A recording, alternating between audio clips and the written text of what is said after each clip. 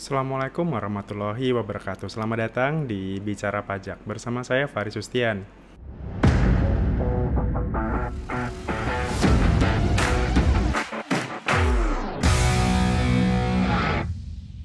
Di video kita kali ini saya akan membahas tutorial bagaimana cara melaporkan SPT tahunan 1770 khususnya bagi Anda yang masih belum memiliki penghasilan atau belum ada pekerjaan.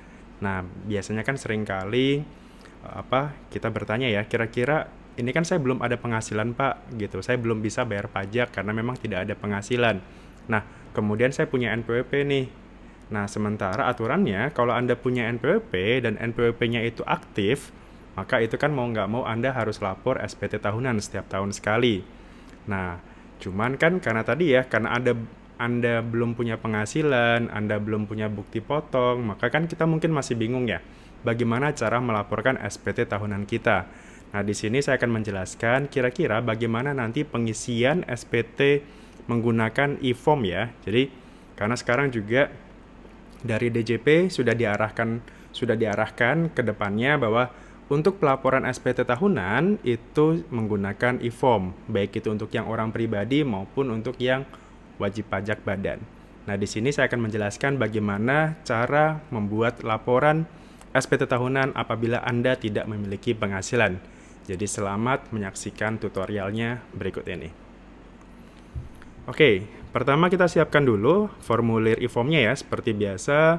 Kalau untuk downloadnya, Anda silakan ke situs DJP online-nya, kemudian silakan Anda pilih di situ, kemudian setelah itu Anda unduh formulir e-formnya.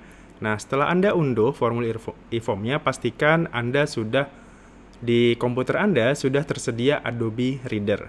Nah, untuk pengguna Windows, pastikan yang Anda install adalah Adobe Reader DC yang versi gratis ya, bukan yang Pro. Yang versi gratis, yang versi 32 bit. Jadi jangan yang 64 bit ya, karena saat ini pengisian untuk e-form tidak bisa melalui 64 bit. Sementara bagi Anda yang memiliki MacBook Air, MacBook Pro, sistem operasinya pakai macOS, maka itu tidak masalah gitu. Karena kan kalau di macOS itu tidak ada versinya.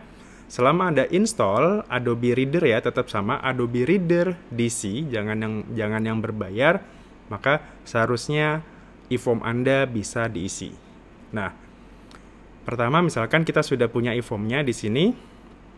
Lampiran pertama pasti jadi SPT tahunan itu pasti kita isinya dari lampiran paling belakang ya. Biasanya kalau untuk 1770 ini formulirnya namanya 1770. Nah, ini ada 4 lampiran. Jadi lampiran 4, 3, 2, 1 baru induk nanti. Nah, biasanya untuk pengisian SPT tahunan itu dimulai dari lampiran paling belakang. Lampiran 4. Nah, di sini lampiran 4 itu isinya adalah bagian A itu daftar harta, kemudian bagian B itu adalah daftar utang, dan bagian C adalah daftar susunan keluarga. Nah, ini asumsinya, asumsinya Anda belum memiliki penghasilan, Anda juga mungkin belum berkeluarga, maka untuk harta apa yang harus saya isi gitu. Untuk harta minimal ada satu harta yang Anda isi. Misalkan di sini ada pilihannya uang tunai. Ada uang tunai, tabungan, deposito dan seterusnya. Ada juga kendaraan di sini, ada saham misalkan. Ada deposito, ada mobil, ada motor, dan sebagainya. Jadi minimal yang harus Anda isi adalah satu harta. Bebas. Jadi posisi harta di akhir tahun 2021, Desember ya, Desember 2021 atau pajak di mana Anda laporkan. Jadi misalkan nanti Anda lapor tahun 2022 pajaknya, maka posisi harta di akhir Desember 2022 yang nyata-nyata Anda miliki apa saja. Jadi kalau bisa dirinci ya, misalkan di akhir tahun, saya punya tabungan, nilainya berapa, di rekening mana.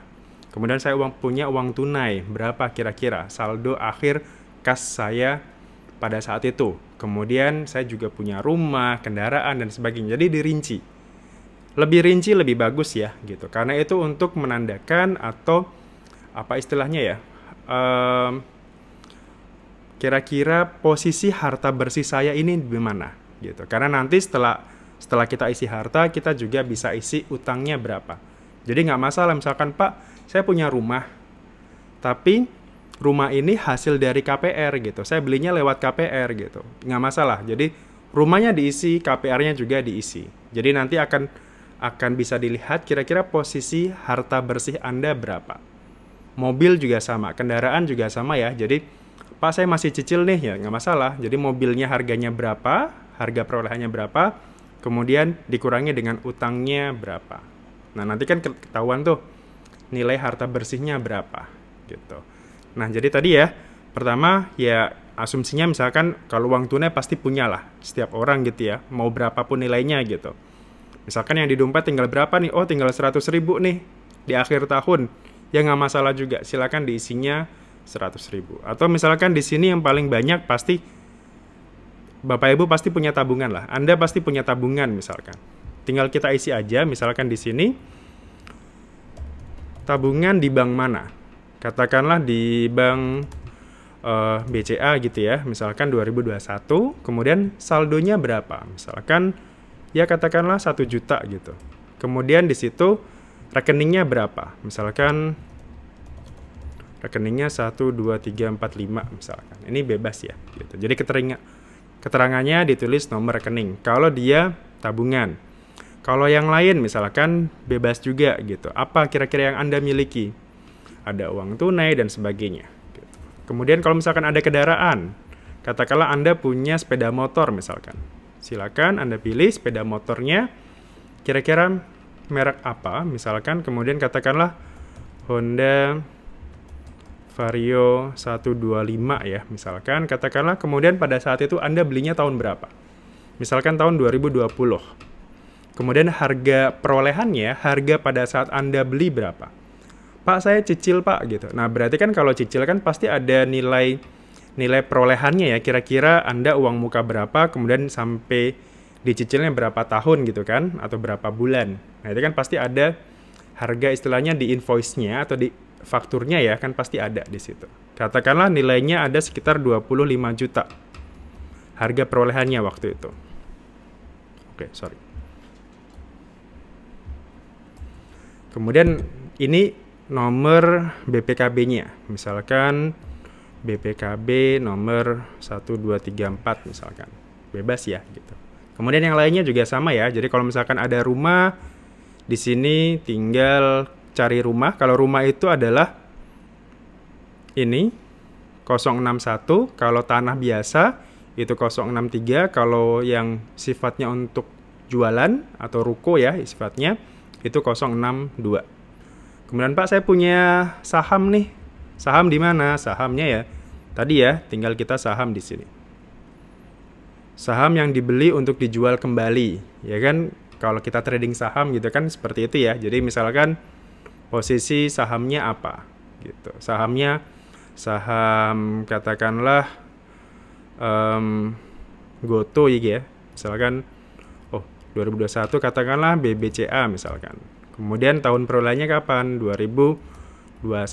Misalkan nilainya berapa? Katakanlah kita cuman ya berapa? 1 lot aja misalkan. 1 lot kurang lebih sekitar 7.500.000 ya.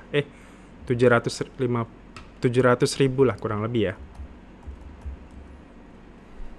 Kemudian di bank keterangannya apa misalkan? Katakanlah 1 lot misalkan, atau dokumen yang menyatakan itulah misalkan, atau biasanya kan ada rekeningnya ya, RDA-nya kan ada tuh, rekening untuk pembukaan saham kan itu ada gitu. RDA 1234 misalkan. Oke, dan yang lainnya ya, dan sebagainya gitu.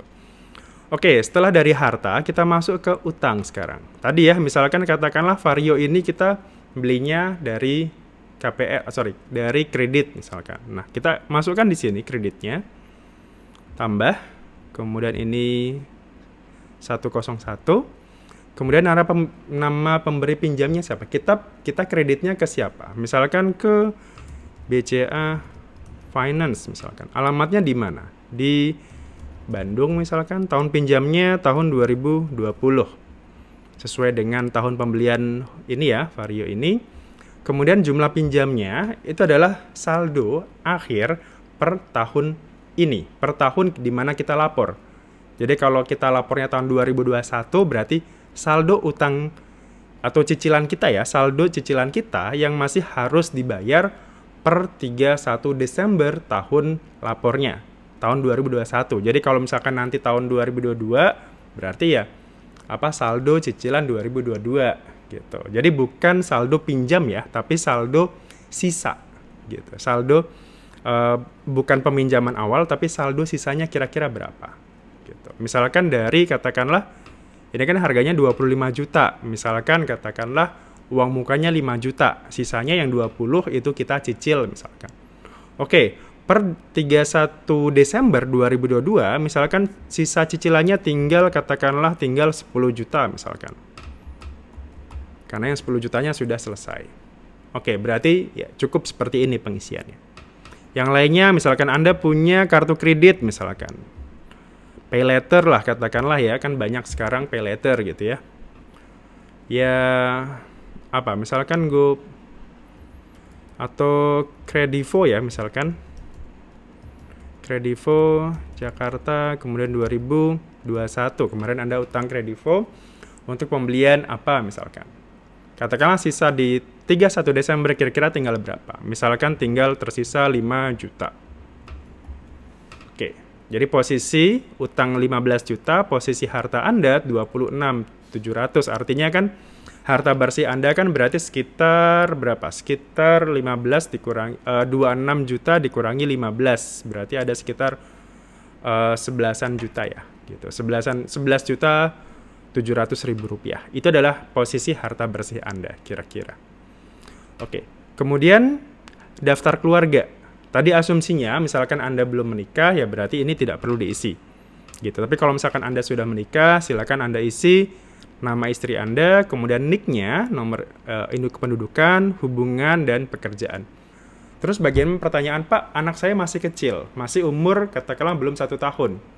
NIK-nya dilihat dari mana gitu. Nah, biasanya kalau sekarang ketika kita mengurus kartu keluarga, itu kan di kartu keluarga itu kan ada nama dan juga NIK ya, NIK keluarga. Nah, jadi otomatis harusnya ketika walaupun masih bayi, dia sudah punya NIK gitu. Jadi silakan Anda cek lagi, lihat lagi ketika Anda sudah mengurus kartu keluarga Anda ya. Nah, silakan di situ harusnya ada NIK-nya. Seperti itu. Oke. Ini sudah. Kalau sudah, lampiran 4 ini sudah. Lampiran selanjutnya, tinggal kita klik selanjutnya di sini. Dan tadi ya, karena Anda mungkin belum memiliki penghasilan, mungkin belum dapat pekerjaan misalkan. Anda baru lulus, Anda baru lulus, fresh graduate, Anda masih mencari kerja misalkan, kemudian ternyata biasanya kan syarat untuk melamar kerja biasanya kan harus ada NPWP ya gitu. Artinya kan kita sudah punya NPWP nih, tapi belum ada penghasilan.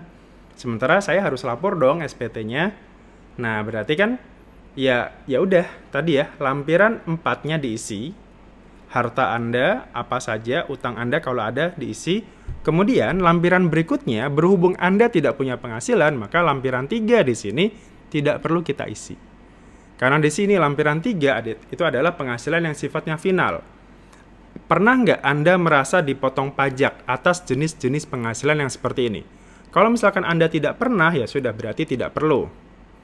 Di sini misalkan Anda punya bunga deposito, hadiah undian, bursa efek, cek lagi ya di portofolio Anda, ada nggak di situ pemotongan pajaknya? Kalau ada berarti Anda silakan masukkan ke sini. Tapi kalau nggak ada ya di portofolio Anda, pajak Anda, maka itu nggak usah diisi. Kemudian berikutnya untuk yang lainnya misalkan ini pesangon, tunjangan hari tua, dan sebagainya. Kalau misalkan Anda katakanlah ya kena PHK misalkan, kan itu pasti dapat pesangon tuh. Nah, kira-kira di sini nilainya berapa? Cuman tadi ya berhubung tutorial ini adalah tutorial bagi Anda yang belum punya penghasilan, maka ini sekarang di skip saja. Karena asumsinya Anda tidak memiliki penghasilan dari yang sifatnya final ini semua. Kemudian oke, misalkan gini, di sini ada, Pak, Oke, saya tidak punya penghasilan, Pak, tapi saya dapat hibah dari orang tua gitu. Saya dapat sumbangan dari orang tua gitu. Tiap bulan saya masih dijatah oleh orang tua. Itu kan artinya hibah ya, artinya dapat ya istilahnya uang saku seperti itu. Silakan dimasukkan ke sini hibah dari orang tua. Tapi kalau tidak terlalu signifikan dan memang hibah dari orang tua itu kan bukan objek pajak ya di sini, maka tidak perlu apa ya, tidak ada misalkan kalaupun diisi itu tidak ada konsekuensi di pajaknya gitu. Misalkan ini ya, boleh silakan katakanlah hibah berhubung saya tidak punya penghasilan, artinya saya masih nih disuplai gitu ya, dibantu oleh orang tua saya misalkan. Katakanlah nilainya berapa, misalkan ya kalau setahun katakanlah 50 juta misalkan setahun ya gitu. Oke. Ada lagi misalkan di sini Anda dapat warisan nih. Tahun lalu misalkan 2021 orang tua Anda meninggal, kemudian dapat warisan ya silakan diisi warisannya apa. Kemudian Anda dapat beasiswa misalkan, silakan diisi juga beasiswanya berapa. Di sini bukan termasuk objek pajak ya, artinya berapapun nilai yang Anda isi ini tidak ada konsekuensi pajaknya. Oke, lampiran 3 sudah, sekarang lampiran 2. Lampiran 2 itu adalah tentang kredit pajak. Berhubung Anda tidak punya penghasilan, Anda tidak dipotong pajak apapun di sini, maka nomor 2 ini atau lampiran 2 ini Anda skip saja. Kemudian setelah itu nomor lampiran 1, halaman 1 ini terkait kalau misalkan Anda melakukan pembukuan. Di sini kan ada pembukuan, ada pencatatan ya. Nah, asumsinya Anda pencatatan di sini karena kan kalau di orang pribadi kan ada 2 metode ya. Ada metode pembukuan, ada pencatatan. Pembukuan itu artinya di sini Anda harus melampirkan laporan keuangan Anda. Kalau pencatatan cukup mencatat berapa sih pendapatan bruto saya. Nah, berhubung di sini kan nggak ada ya. Oke, berarti kita skip saja ke halaman 2 di sini. Halaman 1 ini kan. Nah, halaman 2 itu kalau misalkan di sini Anda menggunakan norma ya. Jadi katakanlah pekerja bebas. Ini biasanya digunakan untuk para katakanlah dokter, notaris, kemudian pengacara gitu ya, yang sifatnya pekerja bebas atau juga pekerja seni. Misalkan Anda penyiar, aktor, MC, konten kreator dan sebagainya, Anda silakan masukkan ini ke pekerjaan bebas.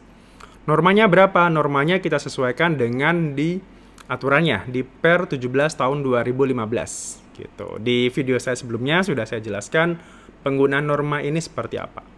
Kemudian penghasilan netonya berarti penghasilan bruto dikalikan norma. Netonya berapa? Bagian C adalah penghasilan dari pekerjaan. Misalkan Anda seorang karyawan swasta, Anda seorang PNS, atau yang pekerjaan yang pegawai tetap di situ ya, instansi itu, maka silakan masukkan penghasilan Anda di sini. Sesuaikan dengan bukti potong yang Anda terima. Jadi kalau swasta itu namanya 1721A1, sementara kalau PNS, TNI Polri itu adalah 1721A2.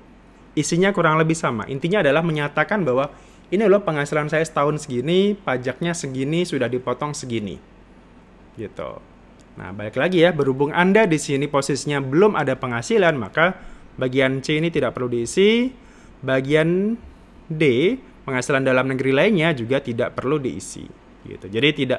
Jadi bagian ini pun juga Anda tidak perlu isi di sini. Oke, kemudian sekarang terakhir lampiran induk. Lampiran induk di sini hanya merecap saja, hanya apa ya istilahnya konklusinya saja, kira-kira dari lampiran 4 sampai lampiran 1 tadi itu apa saja yang harus diisi. Pastikan di sini nomor telepon kita diisi, kemudian Pak, yang dimaksud dengan ini apa? Status kewajiban perpajakan suami istri. Saya kan belum menikah gitu. Kemudian saya pilihnya apa? Kalau Anda belum menikah, silakan tetap pilihnya yang kakak ini ya, kepala keluarga gitu. Jadi asumsinya walaupun Anda belum berkeluarga, tetap pilihnya yang kakak ini. Nggak ada konsekuensi apapun di sini. Jadi cukup pilih kakak aja. Kemudian yang di bawahnya ini semuanya tidak ada yang diisi, karena tadi ya kosong. Kemudian ini penghasilan tidak kena pajaknya. Kalau Anda belum menikah, berarti kan statusnya TK ya, tidak kawin. Kemudian Anda punya tanggungan nggak gitu. Anda belum berkeluarga, Anda juga tidak menanggung siapapun, maka silakan pilihnya di sini adalah 0. Untuk PTKP setahun untuk diri sendiri bagi Anda sendiri adalah 54 juta gitu. Jadi di sini tidak ada konsekuensi apapun di sini. Semuanya nihil seperti ini. Nah, kalau pastikan di sini dalam lampiran ini pastikan tidak ada kolom yang berwarna merah ya. Gitu. Tidak ada kolom yang warna merah lagi. Nah, kalau sudah tinggal kita siap untuk submit saja. Submit saja seperti ini. Nah, biasanya di sini pada saat kita mau submit, itu biasanya kita harus unggah lampiran dulu. Di sini kan rekapitulasi peredaran bruto. Nah, pertanyaannya, Pak, saya kan belum ada penghasilan, apa yang harus saya laporkan gitu? Apa yang harus saya upload di sini gitu? Sebenarnya Anda tetap bisa mengupload ini gitu. Jadi pastikan Anda harus punya dokumen PDF di sini. Isinya apa? Boleh rekapitulasi bruto tapi semuanya 0 gitu ya. Jadi Januari, Februari sampai Desember brutonya berapa? 0. Itu bisa. Atau Anda bisa buat surat pernyataan yang kurang lebih contohnya seperti ini.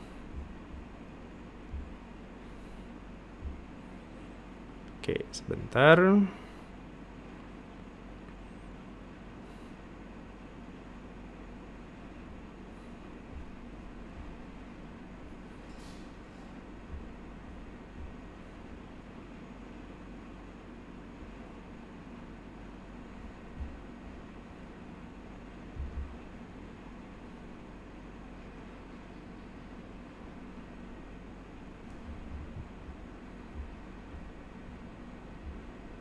Oke. Semoga terlihat jelas ya di sini. Nah, Anda bisa juga membuat surat pernyataan seperti ini. Dengan ini saya yang bertantangan di bawah ini. Ini hanya sekedar contoh saja ya. Untuk redaksionalnya Anda bisa ubah sendiri sesuai dengan sesuai dengan kondisi yang sebenarnya gitu. Jadi misalkan di sini saya yang bertanda tangan, nama, alamat, NPWP-nya berapa, kemudian menyatakan bahwa selama tahun 2021 kemarin ya, jadi tahun di mana kita lapor gitu, belum atau tidak memiliki penghasilan. Karena apa? Misalkan belum ada pekerjaan, belum mendapatkan pekerjaan, atau misalkan katakanlah Anda selesai dari misalkan di PHK atau mungkin apapun lah alasannya ya gitu. Jadi sesuaikan dengan kondisi yang sebenarnya Anda gitu. Jadi kenapa Anda tidak punya penghasilan di sini? Apakah memang tidak ada atau memang belum misalkan gitu. Sudah mencari pekerjaan tapi belum dapat lah misalkan. Jadi alasan ini atau keterangan ini Anda sendiri yang bisa isi gitu. Kemudian demikian surat pernyataan yang dibuat. Apabila di kemudian hari ditemukan data dan atau alat keterangan yang membuktikan sebaliknya, maka saya siap bertanggung jawab sesuai dengan peraturan perundang-undangan yang berlaku. Jadi di sini menyatakan bahwa ya sudah, berarti ini surat pernyataan saya. Apabila nanti ternyata DJP menemukan data bahwa saya ternyata punya penghasilan tapi saya tidak membayar pajak, maka saya siap untuk bertanggung jawab gitu. Sesuai dengan undang-undang yang berlaku. Artinya Anda siap untuk membayar pajak, Anda juga siap untuk menerima sanksinya. Seperti itu. Kemudian di sini tinggal Anda isi kota dan tanggalnya, dan jangan lupa untuk menambahkan materai 10.000 ya, karena materai sekarang itu 10.000 berlakunya. Dan silakan Anda tanda tangan dan nama jelas di situ. Jadi kurang lebih seperti ini. Kemudian jangan lupa, karena tadi kalau kita lihat di sini, karena ini bentuknya adalah PDF ya, jadi pastikan Anda save as atau convert atau ekspor ke bentuk PDF gitu. Jadi silakan surat pernyataan tadi mungkin Anda print dulu, kemudian Anda tempel surat materinya atau materinya ya, kemudian Anda tanda tangan, kemudian Anda scan lagi, masukkan ke sini. Pastikan scan-nya itu maksimal, ukurannya ya, ukuran PDF-nya tadi maksimal adalah 5 mega saja. Jadi kalau ternyata lebih dari itu ya tidak bisa. Jadi harus Anda convert dulu. Nah, kalau sudah misalkan ini sudah Anda upload di sini ya, kayak tadi.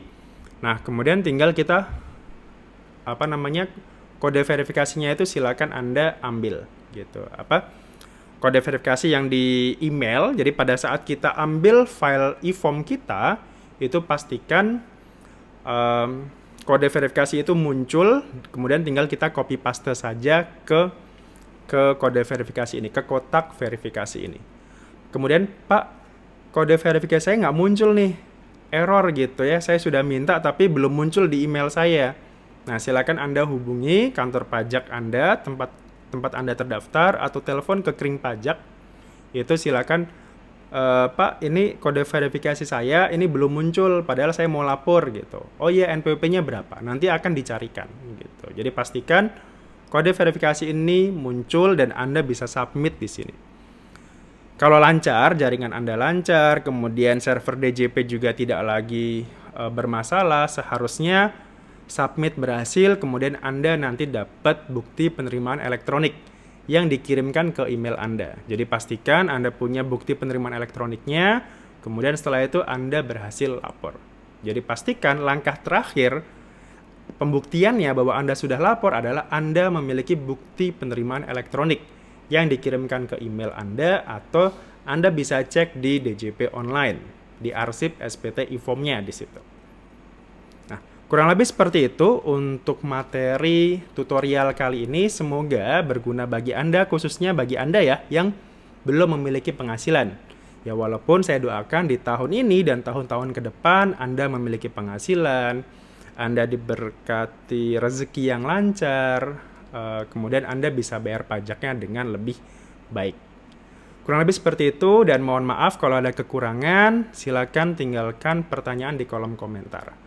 Share apabila berguna video ini bagi Anda, atau like dan subscribe channel ini apabila berguna bagi Anda. Silakan Anda berdonasi di kolom deskripsi apabila Anda bersedia untuk berdonasi. Dari saya terima kasih atas waktunya, dan sampai jumpa lagi di tutorial berikutnya. Assalamualaikum warahmatullahi wabarakatuh. Salam.